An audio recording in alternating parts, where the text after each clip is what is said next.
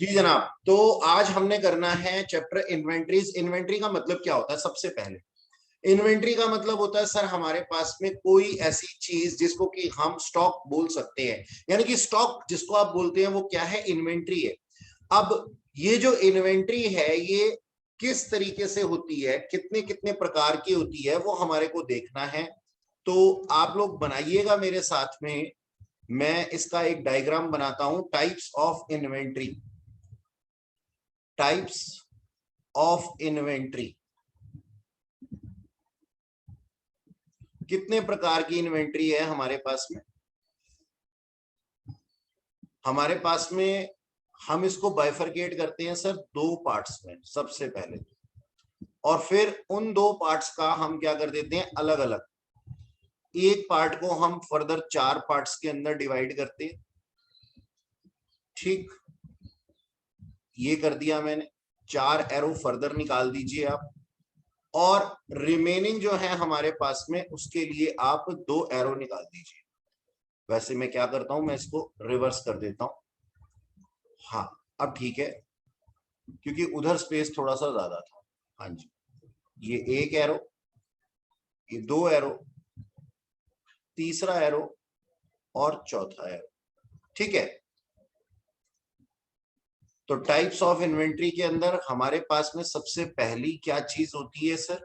सबसे पहली चीज होती है कि हम मैन्युफैक्चरिंग कंसर्न है या नॉन मैन्युफैक्चरिंग कंसर्न है, ट्रेडिंग कंसर्न।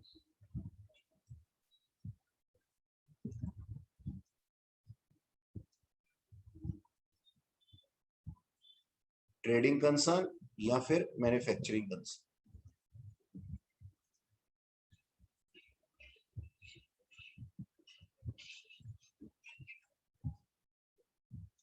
ठीक है जी। अगर ट्रेडिंग कंसर्न है तो हमारे पास में दो चीजें होती हैं हमारे स्टॉक के तौर पे। क्या? एक तो वो जिसका कि हम बिजनेस करते हैं, यानी कि ट्रेडेड गुड्स, जिनका कि हम बिजनेस करते हैं। ठीक है, और दूसरा है अदर्स। अदर्स में क्या आ जाता है? जैसे सर हमारे पास में होती है क्या? स्टेशनरी। ठीक है जी, हमारे पास में क्या होते हैं सर? कार्टून्स। ठीक है जी, कार्टन्स, कार्टून्स नहीं कार्टन्स।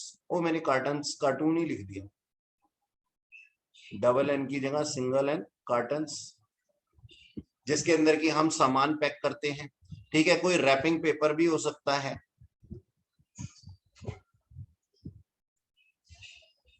ठीक,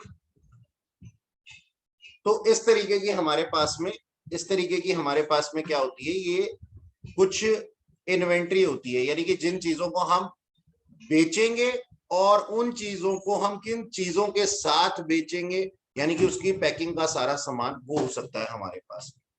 ठीक है सर, अब इसमें तो मेरे ख्याल में किसी को कोई दिक्कत नहीं है। मैन्युफैक्चरिंग कंसर्न के पास में होती है सर तीन चार तरीके की। पहले तीन तरीके की समझेंगे हम। पहले तीन तरीके में सर हमारे पास में रॉ मटेरियल। ठीक है, पहले लिख लो फिर बताता हूं। रॉ मटेरियल, फिर है वर्क इन प्रोग्रेस, और तीसरा है फिनिश्ड गुड्स।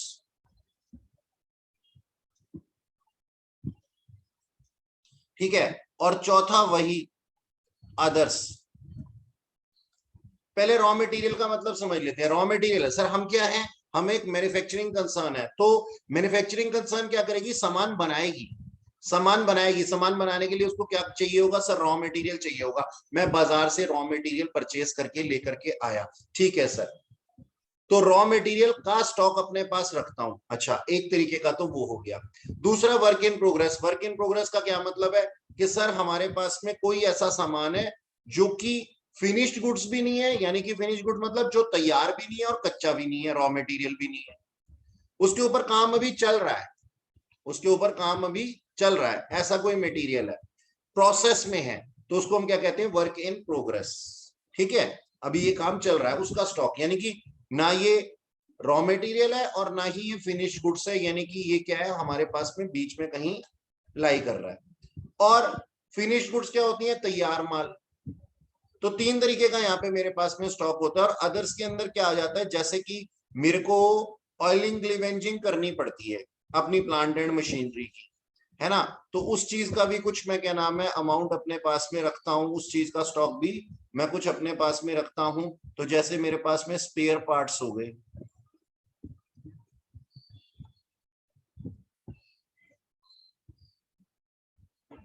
मेरे पास में क्या हो गए सर, स्पेयर पार्ट्स हो गए। कुछ ऑयलिंग और ग्लिवेंजिंग के लिए कोई भी मटेरियल हो गया, ग्रीस हो गया मेरे पास में, लूज टूल्स हो गए, कुछ भी हो सकता है। तो इस तरीके की इन्वेंट्री क्या होती है मेरे पास में होती है, ये हमने देखा। ठीक है सर। अब हमारे को, सर हाँ जी, सर एक बार ट्रेडिंग कंसर्न और मैन्युफैक्चरिंग कंसर्न के बीच में मतलब इसको डिफरेंस है। थोड़ा। हाँ अरे जी। सिंपल है। मैन्युफैक्चरिंग कंसर्न क्या होती है, मैं एक मैन्युफैक्चरर हूं, मैं सामान बनाता हूं और बना करके आपको दे देता हूं कि जाओ जी इसको बेचो। तो जो आपको अपने आसपास वो दुकानदार दिखाई देती है ना, they are known as traders. और जो ओके आपको इंडस्ट्रियलिस्ट दिखाई देती है ना, they are manufacturers. Simple. Okay sir. जो सामान बनाने वाले हैं वो मैन्युफैक्चरर हैं, जो बेचने वाले हैं वो आगे फर्दर वो ट्रेडर्स है। ट्रेडर्स हैं। ठीक है सर। अच्छा, हाँ। अब हमारे पास में है next significance of inventory valuation. जरूरत क्या है हमारे को इन्वेंट्री वैल्यूएशन करने की? सर बिल्कुल जरूरत है, बहुत ज्यादा जरूरत है। हमारे को ट्रू इनकम अर्न, हमने कितनी इनकम अर्न की थी ये हमें पता लग जाता है। हमें ट्रू फाइनेंशियल पोजीशन पता लग जाती है ऑफ एंटिटी, यानी कि हमारे पास कितने एसेट्स हैं, कितनी लाइबिलिटीज हैं, कितनी लिक्विडिटी है हमारे पास, ये पता लग जाता है। यानी कि हमारा कितना स्टॉक रेगुलरली बिक रहा है, एनकैशमेंट हो रही है, कैश क्या नाम है, लिक्विडिटी उसकी कितनी है, का मतलब ये कि कितनी एनकैशमेंट हो रही है, कितनी कितनी कन्वर्जन हो रही है। सामान ला करके अपने पास रख लूं और ये चेक ना करूं कि कितने टाइम में वो बिक रहा है, तो काम खराब है ना। और दूसरा, ये हमारे पास अकाउंटिंग स्टैंडर्ड 2 की रिक्वायरमेंट भी है कि हम अपनी इन्वेंट्री को टाइम टू टाइम इवेल्युएट करते रहें। ठीक है जी। अच्छा, अब सर जरा ध्यान दीजिएगा इस बात पे, सारे मेरे प्यारे प्यारे बच्चे। क्या ध्यान देना है सर हमारे को? सर हमारी क्या इफेक्ट्स होते हैं रॉन्ग वैल्यूएशंस के? यानी कि अगर हम अपनी इन्वेंट्री को रॉन्ग इवेल्युएट कर लें तो उसके हमारे प्रॉफिट्स के ऊपर क्या क्या नाम है जो देखे जा सकते हैं इफेक्ट, वो हमें चेक करने हैं। सबसे पहले तो क्लोजिंग स्टॉक की बात करता हूं। अच्छा, क्लोजिंग स्टॉक आप कहां पे लिखते हो? सर क्लोजिंग स्टॉक हम लिखते हैं ट्रेडिंग अकाउंट की क्रेडिट साइड पे। अगर ये हमारे को अगर ये हमारे को एडजस्टमेंट के अंदर दिया हुआ होता है। ठीक है जी। तो अब हम क्या करते हैं, हम ये देखते हैं कि सर क्लोजिंग स्टॉक अगर ओवर स्टेटेड, ओवर स्टेटेड मतलब था 500 रुपए का और लिख दिया कितने का, 700 रुपए का। था कितने का, 500 का, और लिख दिया बुक्स में 700 रुपए का। तो इफेक्ट क्या होगा? अब सोच करके देखना, ये इनकम की तरह ट्रीट हो रहा है ना, ट्रेडिंग अकाउंट के अंदर क्रेडिट साइड पे लिखा जा रहा है, क्रेडिट साइड पे लिखा जा रहा है। यानी कि अगर हमने इनकम को ओवर वैल्यूएटेड कर रखा है तो उससे प्रॉफिट पे क्या फर्क पड़ेगा? सर हमारे प्रॉफिट भी ओवर स्टेटेड या ओवर वैल्यूड ही माने जाएंगे।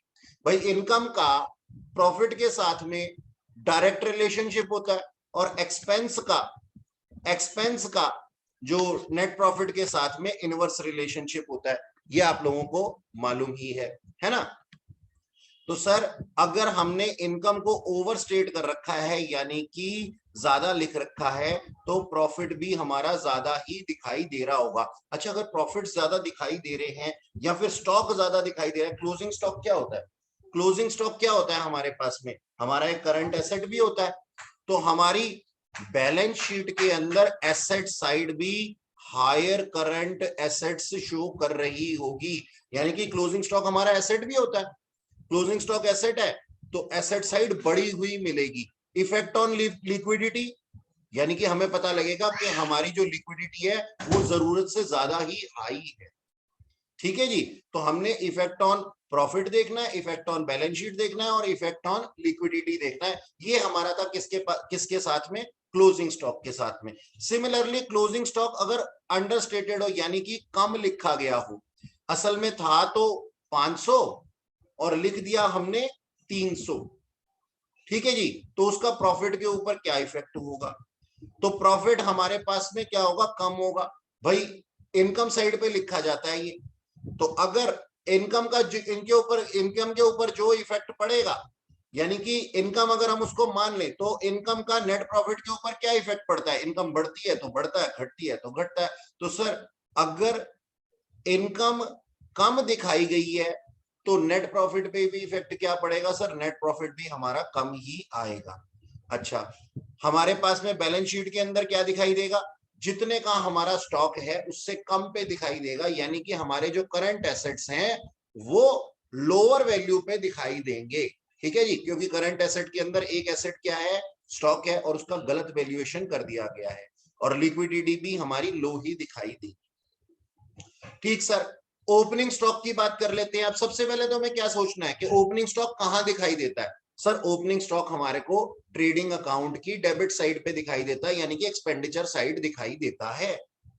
ठीक है सर, अगर डेबिट साइड पे दिखाई देता है तो आप इसको क्या मान करके काम करो? सर एक्सपेंस मान के काम करेंगे हम। एक्सपेंस मान के काम करेंगे तो क्या चलेगा? अगर एक्सपेंस ओवर स्टेटेड है, यानी कि एक्सपेंसेस ज्यादा दिखाई दिए हैं, तो हमारा प्रॉफिट क्या दिखाई देगा? हमारा प्रॉफिट कम। Higher the expense result to lower the net profits. ये बात मानते हो? हाँ सर मानते हैं। तो देखो यहाँ पे क्या लिखा हुआ है? अंडरस्टेटेड, यानी कि हमारे प्रॉफिट जो है वो कम दिखाई देंगे। सिमिलरली अगर ओपनिंग स्टॉक जो है वो अंडरस्टेटेड है, यानी कि कम दिखाया है, तो हमारे प्रॉफिट्स क्या? ओवर स्टेटेड दिखाई देंगे, यानी कि हमारे प्रॉफिट ज्यादा दिखाई देंगे, असल में उतने हैं नहीं। सर ओपनिंग स्टॉक का इफेक्ट बैलेंस शीट और लिक्विडिटी पे क्यों नहीं पड़ता? आप खुद बताओ। सर क्या ये बैलेंस शीट में opening stock as a current asset दिखाई देता है? नहीं सर, वो तो लास्ट ईयर का पार्ट था, और अगर बैलेंस शीट में नहीं तो लिक्विडिटी के ऊपर कैसे? ठीक है, अच्छा जी, अब सुनो, अकाउंटिंग स्टैंडर्ड नंबर 2 क्या कहता है? अकाउंटिंग स्टैंडर्ड नंबर 2 ये कहता है, इन्वेंट्री से रिलेटेड है, कि आप अपनी दुकान पे जो सामान लिखेंगे, यानी कि आपका क्लोजिंग स्टॉक जो अपनी बुक्स ऑफ अकाउंट में लिखेंगे, वो आप लिखेंगे एट कॉस्ट और at realisable value, whichever is less. Whichever is less, यानी कि जो उसकी रियलाइजेबल वैल्यू का मतलब फेयर मार्केट वैल्यू, जितना उसका आ सकता है। सोच करके देखो, आपकी जो कॉस्ट है, आपकी जो कॉस्ट है, आपने उसको कॉस्ट को किया हुआ है इनकर्ड, सर हमारे पास में मान लीजिए 500 रुपए, और वो बिक सकता है कितने में? 450 रुपए में, 450 में। आप कहोगे सर हमें तो लॉसेज आ जाएंगे। अरे आप लॉसेज के बारे में मत सोचिए, आप ये सोचिए किस वैल्यू पे आप इसको रिकॉर्ड करें। तो उसको हम क्या कहेंगे? दोनों में से जो भी छोटा होगा, यहाँ पे नेट रियलाइजेबल वैल्यू यानी कि फेयर मार्केट वैल्यू जो है वो कम है, तो हम उसको उसी वैल्यू पे रिकॉर्ड करेंगे। तो जो दोनों में से कम होगा, कॉस्ट या फिर नेट रियलाइजेबल वैल्यू यानी कि फेयर मार्केट वैल्यू, जो दोनों में से कम होगा उसके हिसाब से हम इसको इसको रिकॉर्ड करेंगे अपने पास। ठीक जी, अच्छा, अब सर कहता है कि जो कंपोनेंट ऑफ कॉस्ट है वो क्या है, यानी कि हम कैसे निकाल सकते हैं कॉस्ट? नेट रियलाइजेबल वैल्यू तो हमारे को दी हुई होगी क्वेश्चन के अंदर, यानी कि फेयर मार्केट वैल्यू क्वेश्चन के अंदर दी हुई होगी। हम कैसे निकाल सकते हैं कॉस्ट को? तो कंपोनेंट ऑफ कॉस्ट क्या है ये हमारे को देखना है। देखिए जी, इसके लिए भी जरा बनाइएगा मेरे साथ में। हाँ जी बच्चों, तो कॉस्ट को हमने ना इस तरीके से डिवाइड किया। क्या क्या डिवीजन किया हमने? सर हमने ना कॉस्ट का 3 चीजों में डिवीजन किया। पहली तो है हमारे पास में परचेज कॉस्ट, ठीक, दूसरी है सर कन्वर्जन कॉस्ट, और तीसरी है अदर कॉस्ट। पहली क्या? Purchase cost. अब परचेज कॉस्ट के अंदर क्या आता है? सर परचेज प्राइस आता है। अच्छा, परचेज कॉस्ट को ना मैं एक चीज में डिफाइन करूंगा और आपको बात समझ में आ जाएगी। मैं ये कहता हूं कि मैं अगर मैन्युफैक्चरर हूं और मैं सामान को रॉ मटेरियल से परचेज करके लेकर के आ रहा हूं, यहाँ पे मैंने ना 3 कॉस्ट लिखी हुई है। क्या 3 कॉस्ट लिखी हुई है? अब आप खुद सोच करके देखना। एक तो परचेज कॉस्ट और एक कन्वर्जन कॉस्ट। कन्वर्जन कॉस्ट से क्या पता लगता है तुम्हारे को? कि मैं इसको चीज को कन्वर्ट कर दूंगा किसी दूसरी फॉर्म में। That means I am not a trader, I am a manufacturer. Is it clear to you? ये तो बात है ही, क्योंकि ट्रेडर की कॉस्ट निकालना बहुत आसान काम है। ट्रेडर की कॉस्ट क्या है सर? सर ट्रेडर की कॉस्ट है वो परचेज करके लेके आया, उसने जितना फ्रेट पे किया वो, दैट्स इट, बात वहीं खत्म हो जाती है, क्योंकि वो उसको एज इट इज बेच देगा। दिक्कत कहां आती है, परेशानी कहां आती है क्वेश्चन के अंदर? क्वेश्चन के अंदर परेशानी तब आती है सर जब ये मैन्युफैक्चरिंग यूनिट की बात करते हैं। तो मैन्युफैक्चरिंग यूनिट की कॉस्ट को मैंने 3 पार्ट्स में डिवाइड कर लिया। अब आप एक सोचना, फैक्ट्री के अंदर सामान लाने तक के खर्चे, फैक्ट्री के अंदर सामान लाने तक के खर्चे, फिर फैक्ट्री के अंदर सामान बनाने के खर्चे, और फिर उसके बाद उसके अंदर अगर कोई स्पेसिफिक चीजें हमने करनी है तो उस टाइप के खर्चे। लेकिन ये तीनों खर्चे एक चीज तक ही रहेंगे कि हमारे को जो है ना, इसको प्रोडक्शन के बाहर नहीं लेके जाना, प्रोडक्शन से बाहर नहीं लेके जाना, बस ये देख लेना। तो मैं समझाता हूं तुम्हारे को किस तरीके से। परचेज कॉस्ट के अंदर क्या आता है? परचेज कॉस्ट के अंदर आता है सर पहले तो जिस पे हमने इसको परचेज किया है, नंबर 1। नंबर 2, ऐसी टैक्स एंड ड्यूटीज जो हमने इसको लाने के लिए खरीदने के अंदर ऊपर से और पे की हैं। जैसे लेट्स से मैं ये एक एग्जांपल देता हूं कि सर मैंने ना ऑक्ट्रॉय कुछ पे किया, बाहर से सामान मंगाया और उसके ऊपर ऑक्ट्रॉय ड्यूटी पे की, ठीक है जी। फॉरेन से आई थी ये चीज मेरे पास में जहाज पे लोड हो करके, और मैंने उसके अंदर क्या नाम है उसके लिए कुछ टैक्सेस पे किए, और ये टैक्सेस नॉन रिफंडेबल है और नॉन क्रेडिटेबल है। यानी कि कहने का मतलब ये है कि मैं इनको अपनी गुड्स के अगेंस्ट एडजस्ट नहीं कर सकता सेल वैल्यू पे। अब ये एडजस्टेबल टैक्सेस कौन से होते हैं और नॉन एडजस्टेबल टैक्सेस कौन से होते हैं, इस चीज का ज्ञान आपको हो जाएगा सर टैक्स के पेपर में, सीए इंटर के अंदर। मैं ज्यादा यहाँ पे बात करूंगा नहीं इसके बारे में, ठीक है सर। टैक्सेस एंड ड्यूटीज जिसको कि हम रिफंड नहीं ले सकते, जिसका कि हम क्रेडिट नहीं ले सकते। नेक्स्ट नंबर है जी फ्रेट इनवर्ड का। मैंने सामान को लेकर के आया, रिक्शा किराया दिया होगा ना, या कोई टेम्पो ट्रैक्टर या जो भी ट्रॉली में मैं लेकर के आया हूं उसका मैंने किराया दिया होगा, तो वो किराया भी ऐड हो जाएगा इसके अंदर, ठीक सर। अगर मैंने ट्रांजिट का कोई इंश्योरेंस करवाया था, याद है हमारे पास में हमने चैप्टर किया था अपने पास में कंसाइनमेंट, उसके अंदर रेकरिंग और नॉन रेकरिंग नेचर के खर्चे थे, उसके अंदर ट्रांजिट इंश्योरेंस भी आता था और बाइंग कमीशन भी आती थी। यानी कि सामान को लेकर के आने के लिए अगर मैंने इसका ट्रांजिट के अंदर यात्रा के दौरान मैंने अगर कोई इंश्योरेंस करवाया, वो भी ऐड हो जाएगा इसकी कॉस्ट के अंदर। बाइंग कमीशन मतलब मैंने किसी पर्सन से, मेरे पास ना रॉ मटेरियल का जो सप्लायर था ना, डायरेक्टली डील नहीं कर सकता था मैं उससे, बहुत बड़ा आदमी था, तो मैंने किसी छोटे बंदे को पकड़ा, किसी कमीशन एजेंट को पकड़ा और उसको कमीशन पे की, तो वो भी मेरी कॉस्ट के अंदर इंक्लूड हो गया। तो परचेज कॉस्ट के अंदर सिर्फ कॉस्ट ऑफ परचेज ही नहीं होती, बहुत सारी और चीजें भी होती, लोडिंग अनलोडिंग चार्जेस भी होते हैं, वो यहाँ पे लिखे नहीं है, लिख लेना अपनी कॉपी में। अच्छा जी, इसमें से मैं माइनस कर देता हूं trade discount and rebate. Simple सी बात है, कॉस्ट मेरी डिक्रीज हो जाती है सर इनसे, इसलिए मैंने इसको माइनस कर दिया, सिंपल। तो परचेज कॉस्ट के अंदर किसी भाई बहन या माता को कोई दिक्कत है तो बता दो मेरे को जल्दी से अभी के, नहीं तो मैं आगे चलू, मेरे हिसाब से होनी नहीं चाहिए। अब कन्वर्जन कॉस्ट क्या है? कन्वर्जन कॉस्ट है हमारे पास में, कन्वर्जन कॉस्ट है सर हमारे पास में जिसमें कि हम मैन्युफैक्चरिंग करते हैं, और इन कॉस्ट को हम 2 पार्ट्स में डिवाइड कर देते हैं, एक डायरेक्ट और एक इनडायरेक्ट। डायरेक्ट से मतलब क्या? Direct labour. और इनडायरेक्ट कॉस्ट 2 तरीके की है, एक तो फिक्स्ड ओवरहेड हो गए, जैसे मेरे को फैक्ट्री का रेंट पे करना ही करना है, वो फिक्स्ड है जी। और वेरिएबल ओवरहेड क्या है? जो प्रोडक्शन के साथ साथ कॉस्ट मेरी घटती या बढ़ती रहती है। यानी कि अगर मैं 10 यूनिट बनाऊंगा किसी भी प्रोडक्ट के, तो मेरे को एक ही पर्सन चाहिए बनाने के लिए, लेबर, ठीक है जी, एक ही लेबर चाहिए।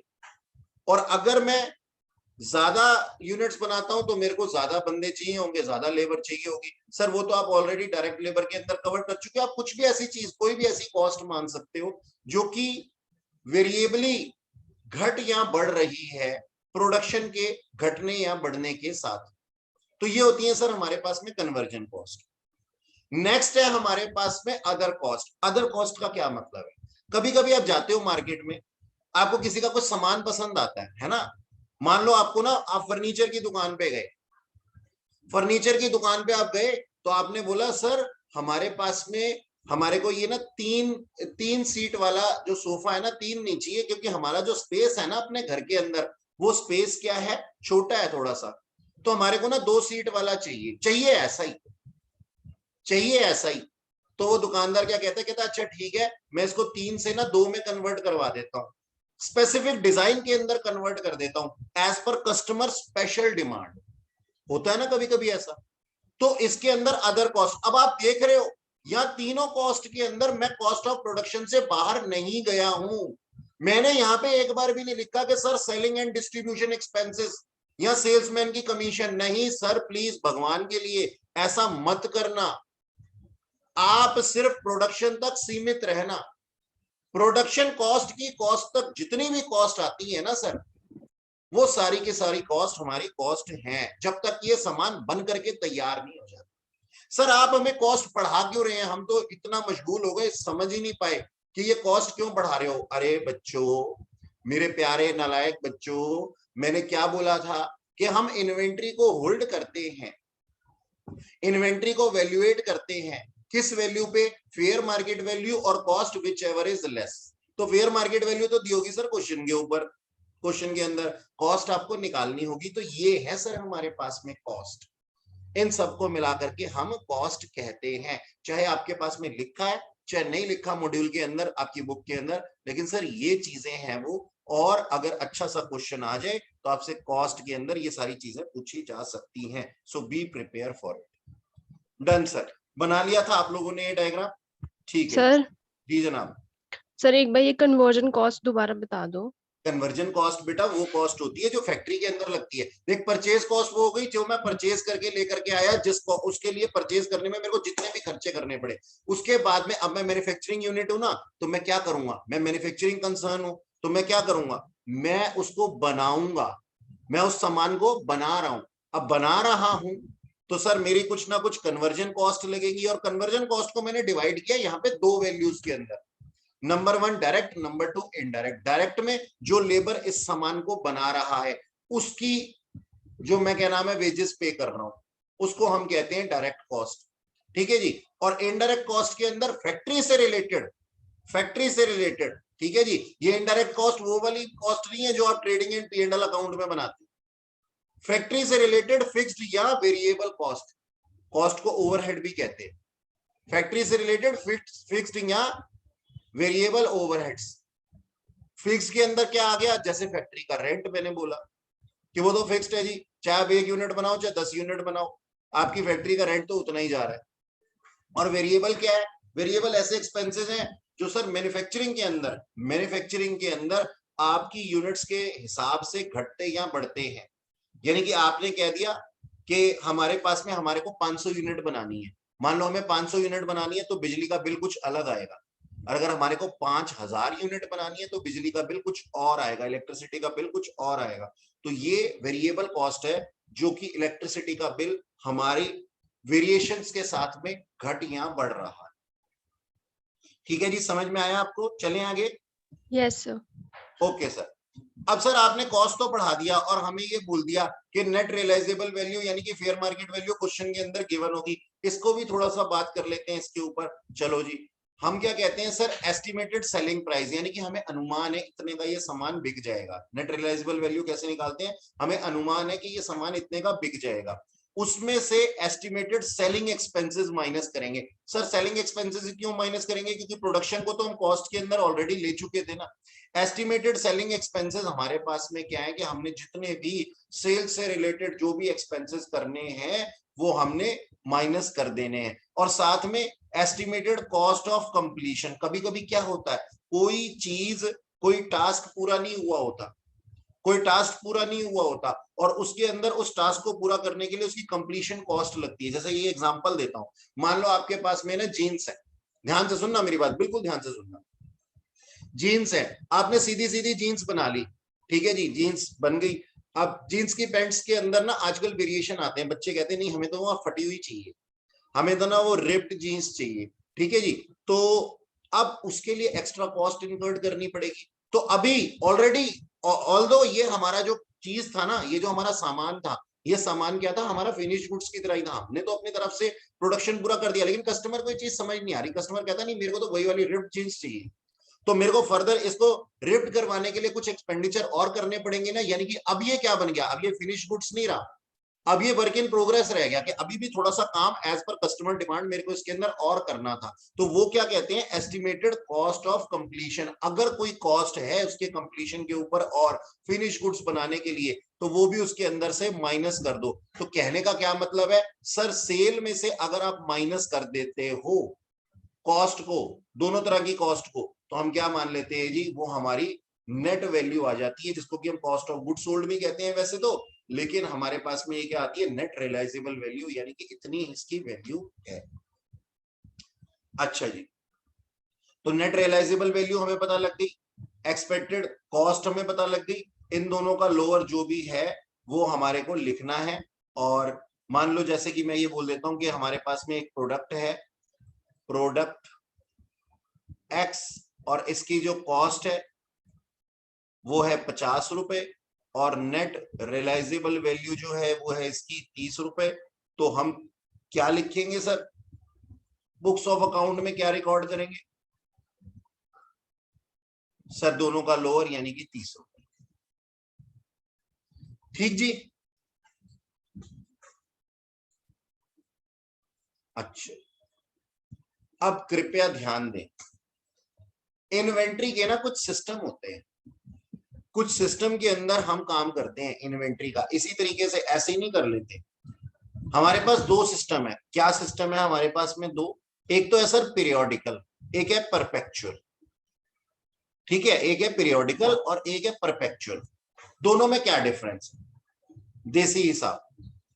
सर पीरियोडिकल जो होता है ना हमारे पास में, जो हमारी पीरियोडिकल इन्वेंट्री सिस्टम है, एक टोटल टाइम पीरियड लो, उस टाइम पीरियड के बाद में, वो टाइम पीरियड कुछ भी हो सकता है, वो 3 महीने भी हो सकता है, वो 10 दिन भी हो सकता है, वो 1 साल भी हो सकता है। एक प्रॉपर टाइम पीरियड लो, और उस टाइम पीरियड के बाद में जितनी भी सेल या परचेज हुई है, कोई रिकॉर्ड मत रखो उसका, सेल परचेज का कोई रिकॉर्ड मत रखो कि कितना सामान आया था, कितना सामान गया है। ये सिस्टम क्या कहता है, कहता कोई भी कुछ में मत पूछो। एक काम करो कि जितनी सेल हुई है और जितनी परचेज हुई है, उसके बाद में जो भी सामान बच गया होगा वो वही होगा ना, कोई ले थोड़ी गया होगा उसको। तो ये सिस्टम कहता है पीरियोडिकल वाला कि एक टाइम पीरियड लो और उसके बाद में जितना भी सेल और परचेज है उसको इग्नोर करो, और जो बचा हुआ है उसी को अपना क्लोजिंग स्टॉक मान लो, यानी कि उसको अपनी इन्वेंट्री मान लो। अब मन गवाही देगा इस चीज का, सर ये तो आपने बड़ी अजीब सी बात कर दी, पीरियोडिकल इन्वेंट्री सिस्टम के अंदर हम लोगों को मान ही लेना है। यानी कि हम क्या मान के काम कर रहे हैं, हम ये मान के काम कर रहे हैं कि जो हमारा स्टोर कीपर है ना, बड़ा ही अच्छा आदमी है, वो चोरी नहीं कर सकता। एक्चुअली हम खुद ही स्टोर कीपर है, यानी कि मालिक भी हम खुद ही है, स्टोर कीपर भी हम खुद ही है। हमारी दुकान पे कोई छोटू भी नहीं आता, कोई कस्टमर भी अंदर नहीं घुसता, छोटी सी एक ऑर्गेनाइजेशन है, तो कोई दिक्कत नहीं है इसके अंदर। ऑर्गेनाइजेशन यहाँ पे क्या होगा, छोटी होगी, तो हम पीरियोडिकल इन्वेंट्री सिस्टम फॉलो कर सकते हैं। जबकि परपेचुअल सिस्टम के अंदर पता क्या होता है, ये बड़ी ऑर्गेनाइजेशंस के अंदर होता है। और परपेचुअल सिस्टम के अंदर क्या होता है सर, आपको सारी सेल और परचेज की रिकॉर्डिंग करनी है, यानी कि कब सामान आया, कब सामान गया, कितने सामान, कितने का सामान आया और कितने का सामान गया, इस सारे की रिकॉर्डिंग हमें रखनी है। परपेचुअल इन्वेंट्री सिस्टम है। इसका मतलब क्या हुआ कि हमने एक स्टोर कीपर बिठाया हुआ है, और स्टोर कीपर के पास ना जनरल मैनेजर या प्रोडक्शन मैनेजर क्या करता है, अपनी रिक्विजिशन भेजता है। रिक्विजिशन भेजता है कि सर स्टोर कीपर जी जरा इतने यूनिट रिलीज करना। यानी कि अब आप देख रहे हो प्रोडक्शन मैनेजर कोई और है और स्टोर कीपर कोई और है, बड़ी है ये ऑर्गेनाइजेशन। परपेचुअल सिस्टम काम करता है यहाँ। ठीक है जी, तो इस तरीके से है हमारे पास में। अच्छा, यहाँ पे जो एक इंपॉर्टेंट पॉइंट है ना देखने वाला, बाकी सब तो आप पढ़ लेना, आपको समझ में आ जाएगा यहाँ पे डिफरेंसेस। यहाँ पे जो एक देखने वाली चीज है ना, वो ये वाली है, ये टेक्निकल पॉइंट है। कहाँ गया, हाँ ये वाला, इस पॉइंट को पढ़ते हैं एक बारी, line to line, word to word. Cost of goods sold include loss of goods as goods not in inventory are assume to be sold. बात समझ में आई? क्या आपको बात समझ में आई? जब हम एक विश्वास पे चल रहे हैं कि हमारा जो स्टोर कीपर है वो बहुत अच्छा इंसान है, तो उसने हमें किसी दिन अगर ये नहीं बताया कि सर गोदाम में आग लग गई थी, अगर उसने हमें ये नहीं बताया कि गोदाम में आग लग गई थी और कुछ स्टॉक डिस्ट्रॉय हो गया था, तो हम क्या मान लेंगे इसको? हम मान लेंगे कि सर ये सामान बिक गया होगा, क्योंकि वो जो आग लग चुकी थी उसके अंदर या लॉस हो चुका था गुड्स, वो वहां प्रेजेंट नहीं है। अच्छा, जो चीज प्रेजेंट नहीं है उसको हम क्या मान लेते हैं? सेल मान लेते हैं। तो यहाँ पे ये दिक्कत है ना, यहाँ पे दिक्कत है, इस सिस्टम के अंदर ये दिक्कत है कि सर लॉस ऑफ गुड्स को आप एक एबनॉर्मल लॉस की तरह से मानो, उसकी ट्रीटमेंट करो, लेकिन नहीं, आप तो विश्वास पे चल रहे हो पीरियोडिकल इन्वेंटरी सिस्टम के अंदर कि जो वहां पे नहीं अवेलेबल है वो बिक गया होगा। तो आपके जितने भी लॉसेज हैं, जितने भी एबनॉर्मल लॉसेज है, loss due to theft, loss due to क्या नाम है फायर या ब्ला ब्ला ब्ला, जो भी होता है, लीकेज वीकेज चोरी वोरी, सब सारी की सारी चीजें कहाँ इन्वॉल्व हो जाएंगी? सेल के अंदर इन्वॉल्व हो जाएंगी। तो हम क्या बोलते हैं सर? हम कहते हैं कि हमारे पास में ये चीज कहाँ पे आ जाएगी? देखो यार एक बार फिर पढ़ लेते हैं। Cost of goods sold include loss of goods sold, यानी कि कॉस्ट ऑफ गुड्स सोल्ड के अंदर हम क्या मान लेंगे? गुड्स जो लॉस्ट हुई है ना वो वहां पे प्रेजेंट नहीं है, तो हम क्या सोच लेंगे? ये सेल हो गई होगी सर, डन, क्योंकि हमारी गाड़ी विश्वास पे चल रही। ठीक है सर। अच्छा, लेकिन यहाँ पे ऐसा नहीं होता, परपेचुअल सिस्टम के अंदर नहीं होता। परपेचुअल सिस्टम के अंदर क्यों नहीं होता? क्योंकि वहां पे एक स्टोर कीपर रखा जाता है जिसको की सारी ट्रांजेक्शन की रिकॉर्डिंग करनी होती है। जब सारी की सारी ट्रांजेक्शन की रिकॉर्डिंग करेगा तो लॉस बाय फायर की भी रिकॉर्डिंग करेगा। यानी कि आपने उसको अपॉइंट किया था कि परचेज और सेल के लिए आपको अपॉइंट किया गया है, ना वो परचेज हुई ना वो सेल हुई, तो उस चीज को भी वो बताएगा कि सर यहाँ पे लॉस बाय फायर हुआ था, इतने गुड्स उसके अंदर डिस्ट्रॉय हो गए और कोई थेफ्ट भी हो सकती है। ठीक है, तो हम यहाँ पे क्या लिखा देखो, closing inventory includes loss of goods of all unsold goods are assumed to be in inventory. यानी कि हम क्या कहते हैं, ये चीज हमारी सेल के अंदर इंक्लूड नहीं होगी, ये चीज हमारी क्लोजिंग स्टॉक के अंदर हमें बताई जाएगी कि हाँ हमारे गुड्स जो थे वो लॉस्ट हो चुके हैं, सेल हो चुके हैं, ऐसा नहीं मानेंगे हम, कॉस्ट ऑफ गुड्स का पार्ट नहीं बनाएंगे हम उसको। अच्छा जी,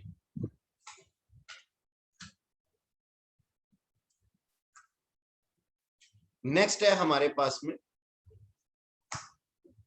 टेक्निक्स। अब ये टेक्निक्स क्या कहती हैं, इसको फटाफट से बना लेते हैं। Techniques and formula for inventory valuation, इसको भी बनाना पड़ेगा, मत करो। यहां पे ना दो तरीके की कॉस्ट को हम बोलते हैं। ठीक है जी, चलिए पहले बना लेते हैं। हाँ जी बच्चों, तो हमारे पास में ये हमने एक डायग्राम बनाया, क्या? Techniques and formula for inventory valuation, यानी कि किस टेक्निक के अंदर हम काम करते हैं। हमारे पास में दो मेथड है सर, हिस्टोरिकल कॉस्ट मेथड और नॉन हिस्टोरिकल कॉस्ट मेथड। अब इसके अंदर फर्दर कुछ मेथड है। सबसे पहले है जी स्पेसिफिक आइडेंटिफिकेशन मेथड।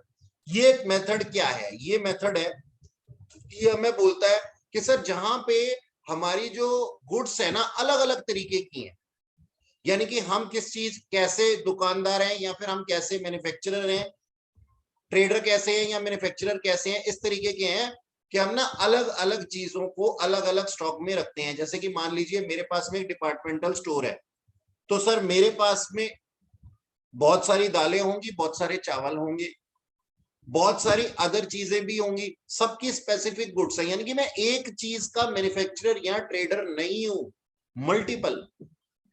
ठीक है सर, ट्रेडर तो होते हैं, मैन्युफैक्चरर मल्टीपल चीजों के कैसे हो सकते हैं? बहुत सी चीजें होती हैं सर। आप बाबा सॉरी सेठ रामदेव को ही देख लो, है कि नहीं है? कितनी सारी चीजें हैं, तो कितनी सारी चीजों के मैन्युफैक्चरर हैं। अच्छा जी, दूसरा होता है हमारे पास में first in first out, last in first out, simple average और वेटेड एवरेज। ये चारों सिस्टम कहां काम करते हैं? ये चारों सिस्टम वहां काम करते हैं जहां पे एक ही तरीके का स्टॉक होता है, या फिर हर तरीके के लिए, हर एक स्टॉक के लिए इसको हर मेथड को अलग अलग फॉलो करना पड़ता है। जैसे मैं कहता हूं जी कि मेरे पास में, मैं एक मैन्युफैक्चरर हूं खिलौनों का। अब खिलौनों का क्या स्टॉक है मेरे पास में? सिर्फ खिलौने ही है या फिर खिलौनों के अलावा और भी चीजें बनाता हूं? तो ये चीजें हैं हमारे पास में। अगर मैं एक से ज्यादा चीजें बनाता हूं तो मैं बाकी के 2 से लेकर के 5 तक के मेथड मैं यूज कर सकता हूं, ठीक है जी। लेकिन अगर मैं एक से ज्यादा चीजें मैं अगर एक ही टाइप की चीजें बनाता हूं तो 2 से 5 तक के मैं क्या नाम है मेथड को यूज कर सकता हूं।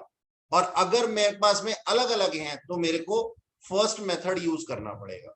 इसके बाद में हमारे पास में adjusted selling method non historical cost में, जिसे कि रिटेल इन्वेंट्री मेथड भी कहते हैं और स्टैंडर्ड कॉस्ट मेथड भी कहते हैं। ये क्या होते हैं ये थोड़े टाइम बाद पता लग जाएगा आपको। पहले सबसे पहले जो हमारे को देखना है ये हिस्टोरिकल कॉस्ट मेथड देखना है। और हिस्टोरिकल कॉस्ट मेथड के अंदर सबसे पहले हमारे को क्या देखना है? सबसे पहले सर हमारे को ये देखना है, हमारे पास में ये है first in first out, FIFO. इसको क्या बोलते हैं सर? फीफो। और इसे बोलते हैं सर लीफो। ध्यान से सुनना सर, ये फीफो और लीफो क्या होता है? आपके पास में कोई पेरिशेबल नेचर की गुड्स हैं, यानी कि आप ट्रेडर हैं दूध के, आप ट्रेडर हैं अंडों के, ठीक है जी। तो उस केस में आप कौन सा सिस्टम फॉलो करेंगे? फीफो सिस्टम फॉलो करेंगे, पेरिशेबल नेचर। क्यों? क्योंकि सर जो पहले आई है उसको पहले जाने दीजिए, पहले जो परचेज हुई है उसको पहले सेल होने दीजिए, कारण वो चीजें खराब हो जाएंगी अगर रुकेंगी तो। अच्छा, दूसरी चीज लीफो, ये कहां पे यूज होता है? कुछ ऐसी चीजें होती हैं जो समय के साथ साथ पुरानी होती जाती हैं। सर समय के साथ तो सारी चीजें पुरानी होती जाती हैं, एक्चुअली मैं कहना चाहता था समय के साथ साथ अच्छी होती जाती हैं। जैसे हमारे पास शहद होता है, मान लीजिए कि मैं शहद का कारोबार करता हूं, तो मैं अपने स्टोर कीपर को क्या कहता हूं? मैं अपने स्टोर कीपर को कहता हूं सर जो पुराना वाला शहद है ना उसको पड़े रहने देना, जो करंटली हमारे स्टॉक में आएगा ना उसको पहले बेच देना, यानी कि जो लास्ट में आया उसको फर्स्ट आउट कर दो, पहले बेच दो उसको, ताकि वो जो पहले आया था ना वो और पुराना होता रहे और फिर उसके अच्छे दाम हमें मिलेंगे, ठीक है जी। अच्छा, सिंपल एवरेज और वेटेड एवरेज के अंदर हमारे पास में एवरेज निकालना होता है, बहुत ही आसान है सारे अमाउंट्स के। ये हम चारों सिस्टम पहले सीखेंगे, ध्यान देना जी जरा मेरी बात के ऊपर। पहले हमारे पास में FIFO, first in first out. आपके पास में इस तरीके का डाटा दिया हुआ, आपके पास में इस तरीके का डाटा दिया हुआ है, ध्यान से देखना।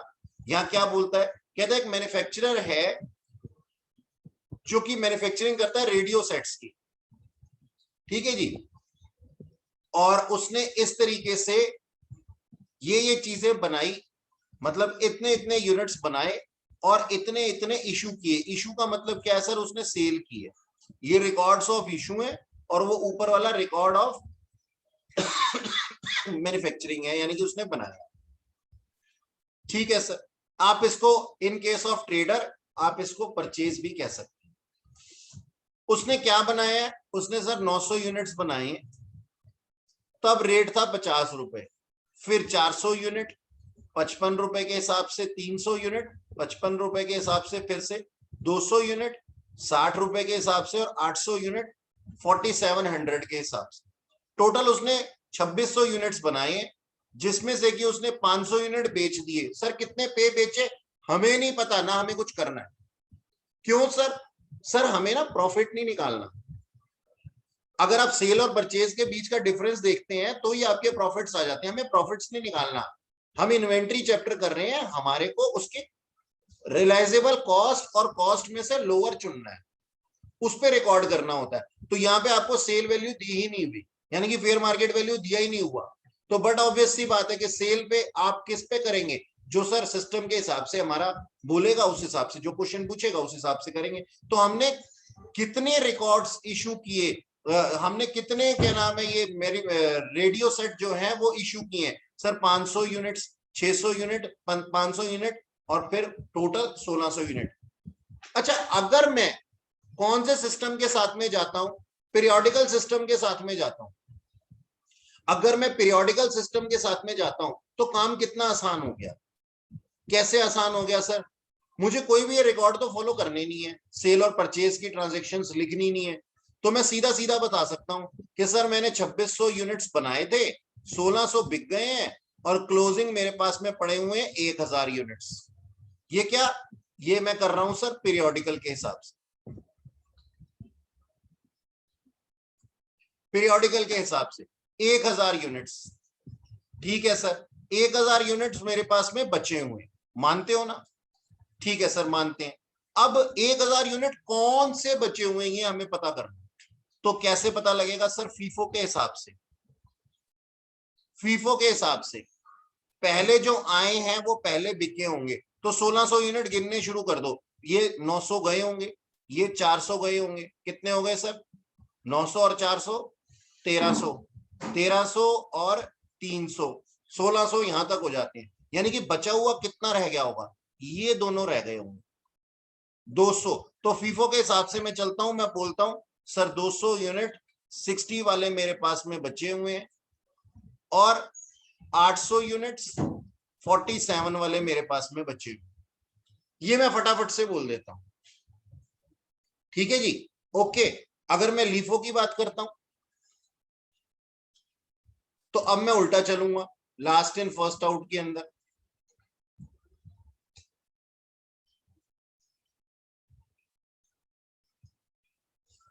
मैंने क्या बेच दिया होगा? मैंने ये 800 यूनिट्स बेच दिए होंगे, फिर 200 1000 हो गए, 300 1300 हो गए, और फिर यहां पे मेरे पास में 300 यहां से चले जाएंगे, तो यहां 100 और बच जाएंगे। तो मैं क्या बोल सकता हूं सर?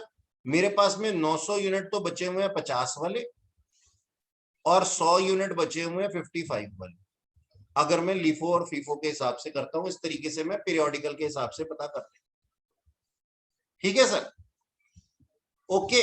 लेकिन अगर मैं परपेचुअल के हिसाब से चलता हूं, परपेचुअल के रिकॉर्ड के हिसाब से चलता हूं, तो मुझे क्या करना पड़ेगा? हर ट्रांजेक्शन का ना रिकॉर्ड रखना पड़ेगा, हर ट्रांजेक्शन का रिकॉर्ड रखना पड़ेगा। तो चलो अब वो ट्रांजेक्शन का रिकॉर्ड कैसे रखते हैं, कैसे वो टेबल बनाते हैं, आओ सीख लेते हैं।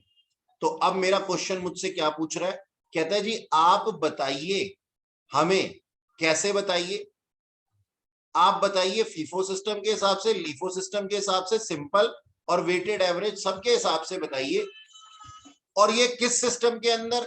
ये आप परपेचुअल के अंदर बताएंगे। आगे क्या लिखा हुआ है? Also find inventory valuation if computed by periodical inventory system.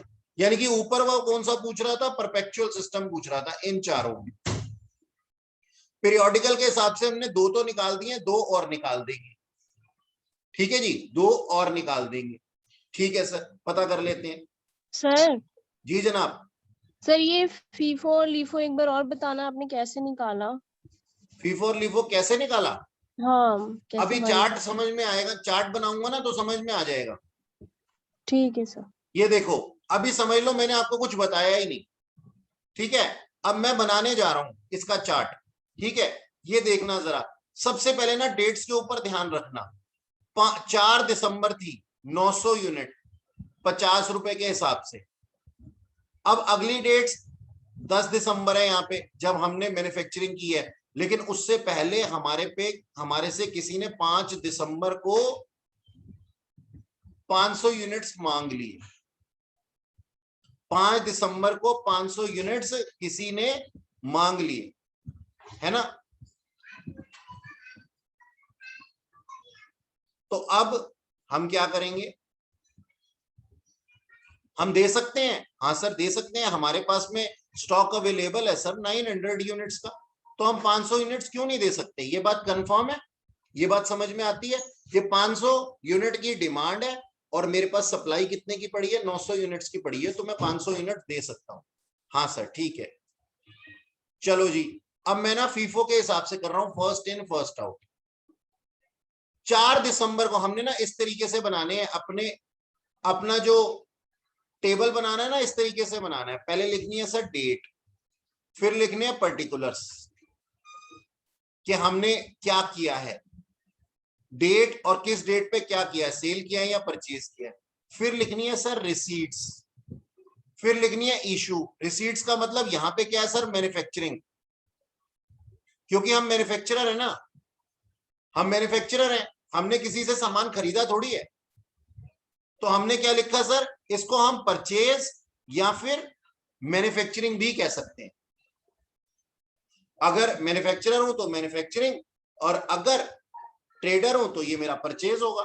तो रिसीट्स हैं, यानी कि ये इनकमिंग है मेरे पास में एक तरीके की, जो स्टॉक मेरे स्टोर में आया है, चाहे वो मैन्युफैक्चर होकर आया हो चाहे वो परचेज होकर के आया।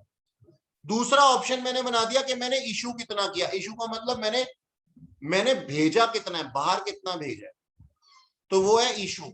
बाहर गया होगा सर, सेल होने के लिए ही गया होगा ना। हाँ सर, सेल होने के लिए गया होगा। और अब बैलेंस यानी कि रिमेनिंग कितना है मेरे पास, बैलेंस का मतलब रिमेनिंग। ठीक है, तो अब सोचो 4 दिसंबर को क्या हुआ था सर। 4 दिसंबर को परचेजेस हुई थी, एक्चुअली हुई थी मैन्युफैक्चरिंग, लेकिन ये आंसर के अंदर परचेजेस लिखा हुआ। ठीक है, तो परचेजेस लिख देते हैं, कोई बात। ठीक है जी, परचेजेस हो या मैन्युफैक्चरिंग, तो हमारे पास इनकमिंग हुई थी बेसिकली। तो हमने क्या किया, रिसीट के साइड पे, रिसिप्ट के साइड पे हमने लिख दिया कि हमने रिसीव किया था ये मटेरियल। स्टोर कीपर क्या बना रहा है, ये चार्ट बना रहा है। स्टोर कीपर क्या कहता है, मेरे मालिक ने मेरे को इतना सामान भेजा था, 900 यूनिट। कितने रुपए के हिसाब से था ये सामान, 50 रुपए के हिसाब से था इसकी कॉस्ट, यानी कि ये टोटल 45,000 का था। और उस दिन मैंने कोई सेल किया नहीं ना, उस दिन कोई और सामान आया, तो मैंने कहा कि इशू में मैंने लगा दिए डैश, इशू तो मैंने कुछ किया ही नहीं है। स्टोर कीपर बता रहा है कि मेरे पास में 4 दिसंबर को रात को कितना बैलेंस था सर, 900 यूनिट 50 रुपए के हिसाब से टोटल 45,000 रुपए का सामान था। ठीक है सर। अब स्टोर कीपर बताता है कि 5 दिसंबर को कोई मेरे पास में रिक्विजिशन नोट लेकर के आया कि हमें प्रोडक्शन करनी है, आप हमें मटेरियल दे दीजिए। तो मैंने ना इशू कर दिया मटेरियल। अब मैं परचेज के अंदर कुछ लिखूंगा क्या, नहीं सर, यहां पे तो सामान जा रहा है, तो रिसीट वाले को हमने डैश लगा दिया। अब गया कितना है सर, 500 यूनिट गया है। कौन सा वाला जाएगा, किस रेट के हिसाब से जाएगा सर, हमारे पास जो माल अवेलेबल था उसका रेट एक ही था, 50 रुपए।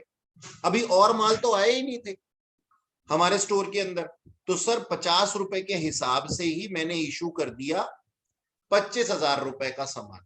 ठीक है जी। अब सोच करके देखो, 900 यूनिट में से 500 यूनिट चले गए तो कितने बचे सर, 400 यूनिट। और रेट कितना है सर, 50 रुपए। 45,000 रुपए में से अगर 25,000 रुपए का सामान चला गया है तो कितने का रह गया सर, 20,000 रुपए का रह गया। या फिर आप मल्टीप्लाई करके भी निकाल सकते हैं, 400 इंटू 50 20। तो ये क्या हुआ, ये हुआ सर फीफो के हिसाब से, फर्स्ट इन फर्स्ट आउट के हिसाब से, क्या मेरे पास आया था, क्या मेरे पास गया है। और इस बेचारे स्टोर कीपर को ना हमेशा हर ट्रांजेक्शन के बाद बैलेंस शो करना पड़ता है कि इतना रह गया। चलो ठीक है, ऊपर चलते हैं, डाटा को देखते हैं। अब 4 और 5 की ट्रांजेक्शन हमने कर ली। आगे 10 तारीख, 10 तारीख को हमारे पास में 400 यूनिट आए, और फिर 10 के बाद में कौन सी डेट है सर, 11 है। देख लो नीचे तो नहीं है कोई डेट, नहीं सर, नीचे 20 और 29 दी हुई है। 10 के बाद 11 है, और 11 के बाद 19 है। 19 के बाद यहां पे लिखी हुई है सर 20, यानी कि 10 से लेकर के 19 तक मेरे पास में सामान स्टोर कीपर के पास में इनकमिंग हुई थी। कितने यूनिट की सर, 400 यूनिट की 55 रुपए के हिसाब से, 300 यूनिट की 55 रुपए के हिसाब से, और 200 यूनिट की 60 रुपए के हिसाब से। तो पहले इन तीनों की रिकॉर्डिंग करेंगे और उनका बैलेंस के ऊपर इफेक्ट देखेंगे। ठीक है सर, देख लेते हैं। तो हमने क्या किया, हमने 10 दिसंबर की रिकॉर्डिंग ट्रांजैक्शन को रिकॉर्ड किया। 10 दिसंबर को क्या हुआ था सर, परचेजेस हुई थी, पर्टिकुलर्स के अंदर लिख दिया परचेजेस। ये रिसीट का कॉलम था, तो हमने क्या नाम है 400 की हमने रिसिप्ट, यानी कि स्टॉक बढ़ गया 55 रुपए के हिसाब से, 22,000 रुपए का सामान। अब देखो हमने कोई इशू तो नहीं किया ना, तो इशू के कॉलम में हमने लगा दिए डैश। अब बैलेंस क्या है, अब बैलेंस क्या है, तो बोला गया सर बैलेंस ये है कि पुराना बैलेंस था हमारा 400 इंटू 50 इंटू 20,000, ये जो ऊपर से आया था, ये देखो ये रहा लास्ट में दिया हुआ ना, ये वाला, ये पुराना बैलेंस था हमारा। ये हमने आगे लिखा कि आज 10 दिसंबर को हमारे पास कितना, एक तो ये पुराने वाला स्टॉक है और एक ये नए वाला स्टॉक हमारे पास और आ गया, जिसका कि नया रेट है 400 यूनिट्स 55 के हिसाब से 22,000 रुपए का सामान। तो आज अगर मुझसे कोई पूछे 10 तारीख को, बोल स्टोर कीपर तेरे पास कितना सामान है, तो मैं उसको बता सकता हूं मेरे पास में ये दोनों स्टॉक अवेलेबल हैं, ये दोनों स्टॉक अवेलेबल हैं 10 तारीख को। ठीक है सर। अच्छा जी, अब 11 दिसंबर को और चीजें मेरे पास में स्टोर कीपर के पास में इनकमिंग के अंदर आ गई। कितनी चीजें? 300 यूनिट्स, कितने के हिसाब से? 55 रुपए के हिसाब से। कितने का माल? 16,500 रुपए का सामान। अब स्टोर कीपर क्या बताएगा? स्टोर कीपर बताएगा कि सर देखो 450 रुपए के हिसाब से 20,000 रुपए का सामान पुराना था, ये हमारे पास में पुराना था सारा का सारा सामान, ये दो ट्रांजैक्शन हमारी पुरानी थी, और ये वाली जो अब की बार आई है वो कितने हैं? 300 यूनिट 55 के हिसाब से 16,500 रुपए का सामान। यानी कि ये हमारे पास में 11 दिसंबर के बाद में अब हमारे पास 3 तरीके का सामान हो गया है, 3 तरीके का सामान हो गया है, ये स्टॉक है। ठीक है जी, यहां तक कोई दिक्कत किसी को? हाँ जी बच्चों, 19 तारीख को क्या हुआ? 19 दिसंबर को भी यही चीज हुई। परचेजेस की 200 यूनिट 60 रुपए के हिसाब से 12,000 रुपए का टोटल। अब हमने सेल के अंदर तो लगा देना डैश, और फिर से वही रिकॉर्डिंग करनी है पुराने सामान की, ये 3 ट्रांजैक्शंस, और आज नया और जुड़ गया। ठीक है जी, ये हो रहा है हमारे पास में। तो आज हमारे पास में 4 तरीके का सामान है, कोई अगर लेने आ जाए तो। ठीक है ना, ये है हमारे पास 19 दिसंबर। अब देखो 19 दिसंबर के बाद कौन सी डेट आ गई? 19 दिसंबर के बाद में डेट आ गई सर हमारे पास में 20 दिसंबर को कोई लेने वाला आ गया, कितने? 600 यूनिट आ गया। अब बताओ हम कौन सा सिस्टम फॉलो कर रहे हैं? सर हम फीफो फॉलो कर रहे हैं। बताओ 600 यूनिट्स कहां से दोगे? सर 600 यूनिट हमारे पास ये बैलेंस है, ये सारा सारा बैलेंस है हमारे पास। सर 600 यूनिट देने के लिए ना हम पहले इसको उठा लेंगे, 400 यूनिट ये वाली दे देंगे और 200 यूनिट इसमें से दे देंगे। तो देखो मैंने इशू के अंदर लिख दिया 400 यूनिट 50 वाली 20,000 रुपए का सामान, और 200 यूनिट 55 रुपए वाली 11,000 रुपए का सामान। ठीक है, यानी कि अब मेरे पास में बैलेंस कितना बचा हुआ है? ये वाला जो था 400 यूनिट्स, इसमें से 200 बचे हुए हैं, कितने? 55 वाले, ये भी बचे हुए हैं और ये भी बचे हुए हैं, ये तीनों बचे हुए हैं। तो उसको मैं कहां लिख दूंगा सर? उसको मैं बैलेंस में लिख दूंगा।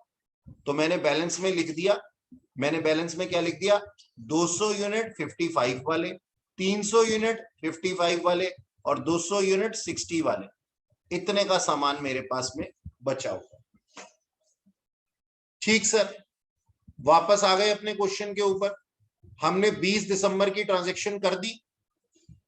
20 के बाद में कौन सी डेट है? दोनों में चेक कर लो सर, 28 तारीख है और फिर 29 तारीख है। 28 तारीख को 800 यूनिट मैंने परचेज किए या फिर मैन्युफैक्चर किए 47 के हिसाब से, और 29 तारीख को मैंने इशू कर दिए 500 यूनिट। इन दोनों की रिकॉर्डिंग भी करनी पड़ेगी। तो मैंने क्या किया? परचेजेस लिखा और परचेजेस के कॉलम में 800 इंटू 47 37,600 लिख दिया। ठीक है ना, इतना लिख दिया। और अब मेरे पास में बैलेंस क्या हो गया? देखो वो पुराने वाले बैलेंस तो एज इट इज नीचे उतार दिए मैंने, 200 इंटू 55, 300 इंटू 55 और 200 इंटू 60, ये तो पुराना था। अब ये नया वाला है, 800 यूनिट और परचेज किए 47 के हिसाब से 37,600 का सामान, तो नया और ऐड हो गया। फिर मैंने इशू कर दिया, इशू के कॉलम में मैंने लिख दिया, सेल कर दिया मैंने। अब 200 यूनिट कहां से सेल करूं? सर जो सबसे पहले वाले हैं ना, क्योंकि आप फीफो सिस्टम फॉलो कर रहे हो, वो दे दो। वो दे दिए मैंने, ये देखो 200 यूनिट 55 रुपए वाले। हाँ सॉरी, गलत जगह मार्क लग गया।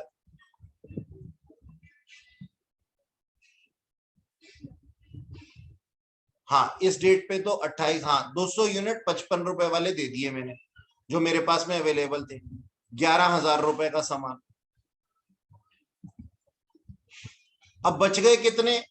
ये तीनों बच गए मेरे पास में, 300, 200 और 800।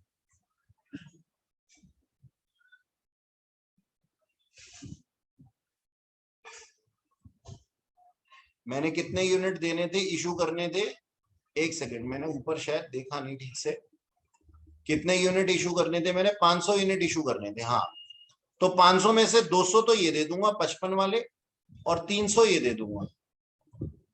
तो ये मैंने इशू के अंदर दोनों लिख दिए। टोटल 500 यूनिट दे दिए मैंने।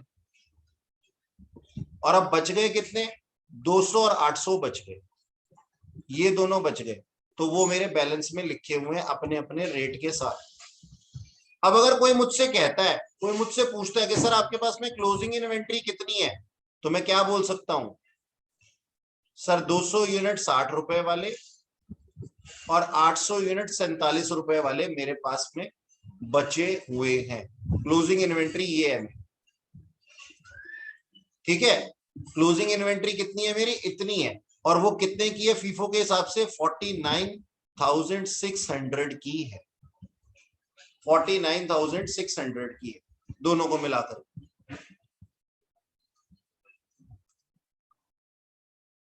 हाँ जी सर। अब इसी मेथड को हमारे को लीफो सिस्टम से करना है। लीफो सिस्टम मतलब लास्ट इन फर्स्ट आउट। अब जरा इसको यहीं पे देख लेना, समझने की कोशिश करना थोड़ा सा। सबसे पहले हमारे पास में कौन सा स्टॉक था सर? 4 दिसंबर को था, और 5 दिसंबर को कोई हमसे लेने आया, तो जो लास्ट हमारे पास में आया वही हम पहले दे देंगे। तो हमारे पास एक ही टाइप का स्टॉक है हमारे पास में, हम बोलते हैं हमने परचेज किए हुए हैं। अब हम मैन्युफैक्चरिंग नहीं मान रहे, 1 मिनट के लिए मैं परचेज ही बोल रहा हूँ इसको, और सेल बोल रहा हूँ यहाँ पे, इशू को मैं सेल बोल रहा हूँ। ठीक है, तो 900 यूनिट्स थे मेरे पास में, कितने रुपए के हिसाब से? 50 रुपए के हिसाब से। अब क्या दूं मैं इसको? सर सेल कर देता हूं 500 यूनिट, कितने रुपए के हिसाब से? सर 50 रुपए के हिसाब से। मेरे पास में बैलेंस कितना बच जाएगा बताना? सर आपके पास में बैलेंस बच जाएगा 400 यूनिट 50 रुपए के हिसाब से। ठीक है सर। अच्छा जी, ये मैंने अलग अलग डेट्स का डाटा इकट्ठा ही लिख दिया, मतलब ये इस तरीके से लिखेंगे।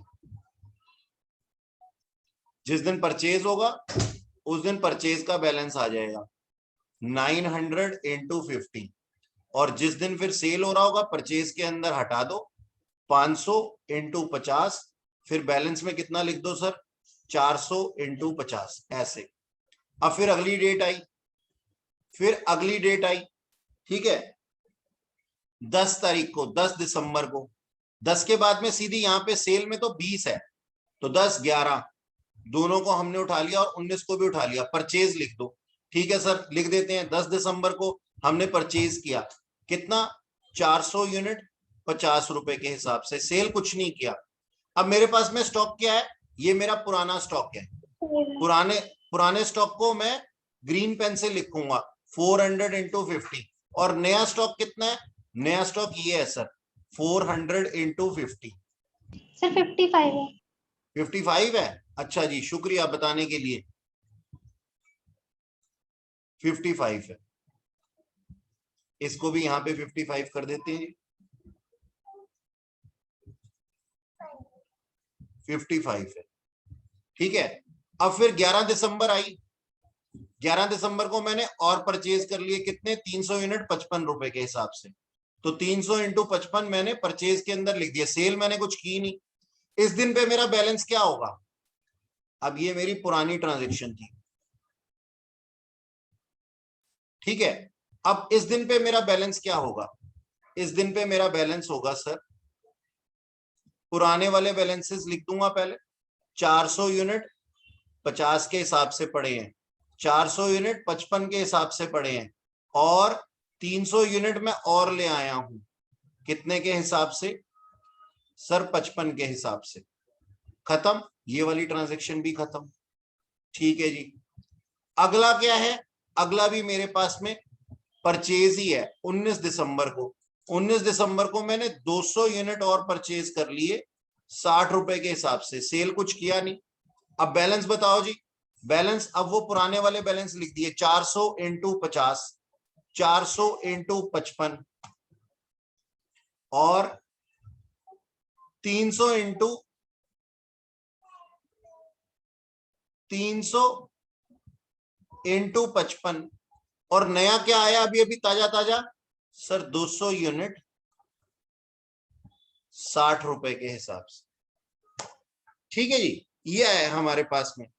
अब सर हमारे पास में डेट आ जाती है कोई दूसरी, कौन सी वाली डेट आ जाती है? सेल की आ जाती है। 20 दिसंबर आया था, 600 यूनिट मांग रहा है कस्टमर। क्या मांग रहा है? 600 यूनिट मांग रहा है। मैंने कहा हाँ हाँ बिल्कुल, आओ जी आओ, देंगे आपको 600 यूनिट। तो मैंने क्या किया, मैंने सेल के अंदर लिखा। अब 600 यूनिट कहां से दे दूं? सर मैं क्या चला रहा हूं, मैं फीफो नहीं चला रहा, मैं तो अब की बारी लीफो चला रहा हूं। तो कहां से दे दूं? सर ये दे दो 200, ये दे दो 300 और इसमें से 100 यूनिट इसमें से दे दूं 400 में से। तो ठीक है, मैं यहां पे सेल के अंदर लिख देता हूं, मैंने 200 यूनिट 60 रुपए के हिसाब से रिलीज कर दिए, 300 यूनिट 55 रुपए वाले रिलीज कर दिए और फिर उसके बाद में कितने देने थे? 100 यूनिट। तो 100 यूनिट मैंने रिलीज कर दिए 55 के हिसाब से। अब मुझसे पूछा जा रहा है बताओ जी आपके पास बैलेंस कितना बच गया? तो बैलेंस बच गया सर मेरे पास में, उसी सीक्वेंस में लिखूंगा 400 इंटू 50 और साथ में 300 इंटू 55। 300 कैसे बच गए सर? 400 में से 100 गए तो 300 बचते हैं ना। बोलो जी, ये बात है हमारे पास। इस तरीके से हमने टेबल बना लेना है और उसके बाद में फिर एक और परचेज है और एक और सेल है। तो ये बहुत ही सिंपल है, ये जो हमने किया ये बहुत ही सिंपल है, थोड़ा सा टाइम कंज्यूमिंग है। ऐसे टेबल बना लेना है हमने। अब की बारी क्या करना है, अब जो लास्ट चल रहा है ना उसको पहले दे देना है, जो हमारे पास लास्ट वाला बचा हुआ है ना उसको पहले दे देना। ठीक है जी, 20 दिसंबर को जब हम स्टॉक देंगे तो हम इस चीज का ध्यान रखेंगे कि पीछे से स्टार्ट करेंगे, पीछे से स्टार्ट करेंगे। तो ये होता है हमारा लीफो। अब लीफो के अंदर एक बात बताओ, स्टॉक कौन सा बच जाएगा? 1000 यूनिट बचेंगे, है ना, 1000 यूनिट बचेंगे। और वो 1000 यूनिट कौन से होंगे? सर जो सबसे पहले आए हुए होंगे ना वही बचेंगे, है ना, वही बचेंगे हमारे पास में, लेकिन डेट्स के हिसाब से, डेट्स के हिसाब से। तो हमारे पास में 1000 यूनिट क्या बचे हैं? आप अगर ये टेबल पूरा बना लेंगे तो आपके पास में 1000 यूनिट्स में से 200 यूनिट तो 60 रुपए वाले और 800 यूनिट 47 रुपए के हिसाब से, नहीं ये तो फीफो का था, एक सेकेंड, लीफो के हिसाब से, लास्ट इन फर्स्ट आउट के हिसाब से। अगर आप ये सारी टेबल बना लेंगे तो आपके पास में इस तरीके से सामान बचेगा। 400 यूनिट तो 50 रुपए वाले, 300 यूनिट 55 रुपए के हिसाब से और 300 यूनिट 47 रुपए के हिसाब से हमारे पास में बच जाएगा। ये होगा लीफो के अंदर, लास्ट इन फर्स्ट आउट के अंदर। टेबल बिल्कुल वैसे ही है। ध्यान क्या रखना है? ध्यान सिर्फ इतना रखना है सर कि हम पीछे से स्टार्ट करते हैं, लास्ट में जो आया है उसको अब इशू कर दीजिए। और फीफो में क्या होता है, शुरू से शुरू करते हैं। अच्छा sir, simple average cost method के अंदर हम क्या करते हैं? ये सबसे सिंपल है, बहुत ही आसान। सिंपल एवरेज कॉस्ट मेथड के अंदर हम क्या करते हैं सर, हम ना जितनी भी हमारी कॉस्ट ऑफ परचेज होती है ना उसका एक एवरेज बना लेते हैं, उसका एक एवरेज बना लेते हैं। ठीक है, तो हमने एवरेज बना लिया, हमने 50, 55, 55, 60 और 47, और कितने नंबर है ये सर? 5 है, डिवाइड कर दिया 5 से, तो ये सिंपल एवरेज आ। तो हमारा क्लोजिंग स्टॉक कितना बचा हुआ होगा सर? 1000 यूनिट के हिसाब से इतने को मल्टीप्लाई कर दिया 53.40 से, तो हमारे पास इतने का स्टॉक है। किसके हिसाब से? सिंपल एवरेज कॉस्ट के हिसाब से, सिंपल एवरेज कॉस्ट के हिसाब से। ये सबसे आसान है। 1000 यूनिट बचे हुए हैं, ये हमारे को हमने पहले ही देख लिया था क्वेश्चन के शुरू में, ठीक है, 2600 माइनस 1600 करके 1000 बचे हुए हैं और उसका एवरेज रेट हमने लगा दिया। अच्छा, एक होता सर हमारे पास में वेटेड एवरेज मेथड, ये थोड़ा सा हमारे पास में अच्छा है, ये थोड़ा हमारे पास में अच्छा है, इसको ध्यान से देखना और बहुत मजा आएगा इसके अंदर। अब तो हमारे को क्वेश्चन याद हो गया, क्वेश्चन याद हो गया। क्वेश्चन क्या कहता है? क्वेश्चन कहता है मैंने ना परचेज किया 900 यूनिट 50 रुपए के हिसाब से 45,000 का सामान, तो मैंने एज इट इज बैलेंस में लिख दिया, ठीक है। फिर मैंने इशू किया, कहां से इशू करूंगा सर? इसी में से इशू करूंगा, 500 यूनिट इशू कर दिए, कितने रुपए के हिसाब से? 50 रुपए के हिसाब से, 25,000 का सामान बचेगा कहां सर? इन 900 में से ही बचेगा, 900 में से 500 गए, 400 बच गए, 50 रुपीज के हिसाब से 20,000 का सामान मल्टीप्लाई करके निकाल। अब क्या हुआ? अब ना एक परचेज हुई हमारे पास, कितने यूनिट की परचेज हुई? 400 यूनिट की, 55 रुपए के हिसाब से 22,000 रुपए का सामान। अब हमें ना एक नया रेट कोट करना है, यानी कि ना मैं ना तंग आ गया हूं ये लीफो फीफो से। मैं अपना स्टोर कीपर हूं, मैं स्टोर कीपर हूं और मैं ना परेशान हो गया हूं लीफो फीफो करते हुए। मैंने कहा यार इतना गंदा सा रिकॉर्ड बनाना पड़ता है, बहुत दुखी हो गया हूं। तो मैं ना एक कैलकुलेशन कर लेता हूं। मैं क्या कैलकुलेशन कर लेता हूं? मैंने कहा कि भाई मेरे पास में कितना सामान पड़ा हुआ था 5 दिसंबर के बाद, ध्यान से देखना इसको, 5 दिसंबर के बाद में मेरे पास में कितना सामान बचा हुआ था। 5 दिसंबर के बाद में मेरे पास में 400 यूनिट बचे हुए थे और अभी अभी मैंने 400 यूनिट और परचेज कर ली। तो टोटल यूनिट्स कितने हो गए मेरे पास में? टोटल यूनिट्स लिखेंगे इसको, total units on 10 December sir मेरे पास में है 800, है ना? हाँ सर। और टोटल अमाउंट कितना है ऑन 10 दिसंबर? सर वो है, पुराना स्टॉक हमारा बचा था 20, एक सेकेंड चेक कर लेते हैं, पुराना बैलेंस हमारा बचा था 400 यूनिट 50 रुपए के हिसाब से, यानी कि 20,000 रुपए का सामान। तो हम लिख देते हैं यहां पे 20,000 रुपए का सामान, और प्लस नया कितने का है टोटल? सर वो 22,000 रुपए का है, जो हमने ये निकाला है मल्टीप्लाई करके। अब मैं यहां पे ना पर यूनिट कॉस्ट निकालने जा रहा हूं, पर यूनिट कॉस्ट। सर मेरी टोटल कॉस्ट कितनी है? 42,000, दिखाई दे रहा है ना? डिवाइड किया मैंने टोटल यूनिट से 800 से, यानी कि total amount divided by total units. तो 42,000 रुपए को अगर मैं 800 यूनिट से डिवाइड करता हूं तो मेरे पास में एक नया एवरेज रेट आ जाता है, कितने का? 52.50, 52.50।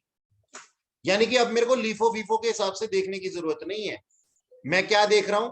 मैंने कहा यार भाड़ में गया लीफो फीफो, छोड़ो उसको, कि इतने यूनिट्स इस रेट के हिसाब से इशू कर दो, इतने यूनिट इस रेट के हिसाब से इशू कर दो। ये सिस्टम ही खत्म कर दिया मैंने क्या किया? मैंने सिंपल सी एक बात की, मैंने कहा सर वो वाले रेट का और इस वाले रेट का मैंने एवरेज बिठा देता।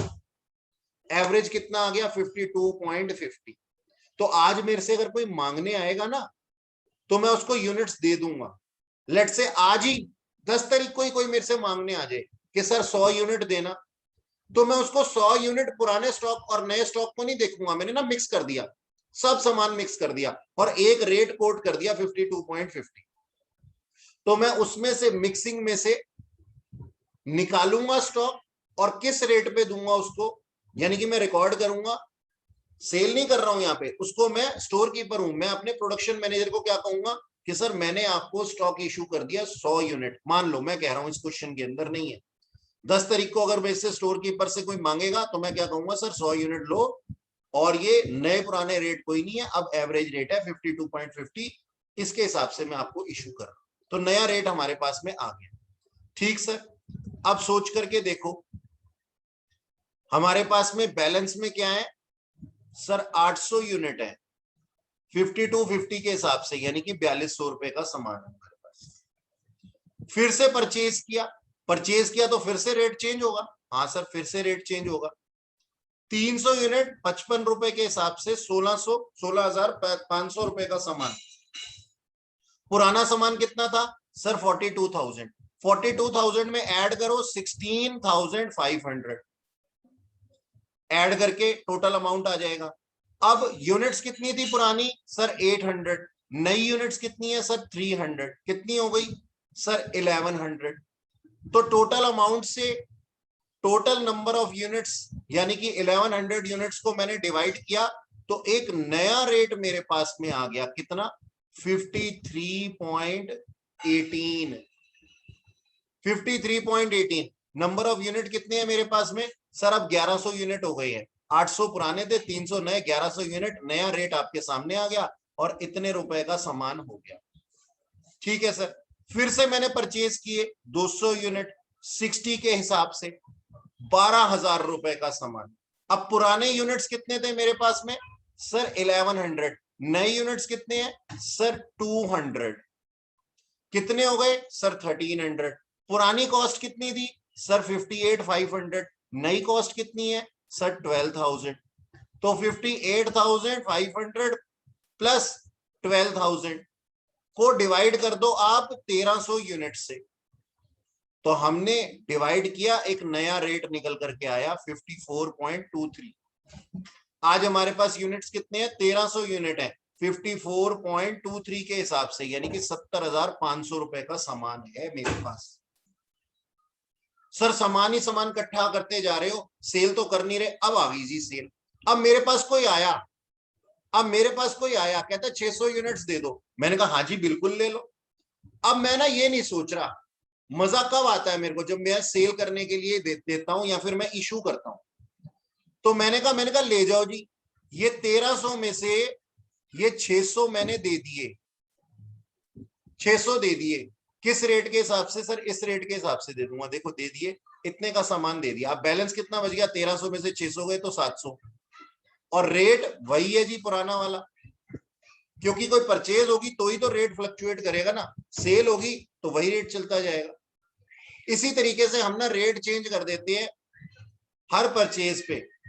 तो हमारे पास में लास्ट में क्या रेट है, 50.37 लास्ट रेट जो है हमारे पास, और हमारे नंबर ऑफ यूनिट्स कितने बचे हुए हैं, 1000। तो 50.37 हमारा क्लोजिंग स्टॉक है, इतने का हमारा क्लोजिंग स्टॉक हो गया 50,377 रुपीज। ठीक है जी, ये हमारे पास में वेटेड एवरेज था। तो हमने लीफो फीफो और क्या नाम है, लीफो देख लिया, फीफो देख लिया, सिंपल एवरेज, वेटेड एवरेज सब देख लिया, और पीरियोडिकल तो मैंने शुरुआत में तुम्हारे को बता ही दिया। ठीक है, पीरियोडिकल का भी सॉल्यूशन यहाँ पे दिया हुआ है जो मैंने पहले सॉल्व किया कि फीफो और लीफो के हिसाब से क्या क्या बच जाएगा। ठीक है जी,